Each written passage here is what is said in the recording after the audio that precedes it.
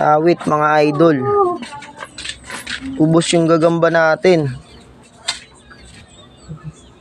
Nadali ng mga langgam. Shit, walang natira kahit isa. Ito yung lagayan, yung pinapaitlog natin. Awit. Ayun o.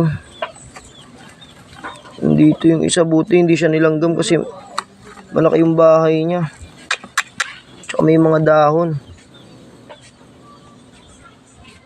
Lumabas. Grabe, ubos. Wala natira mga lods.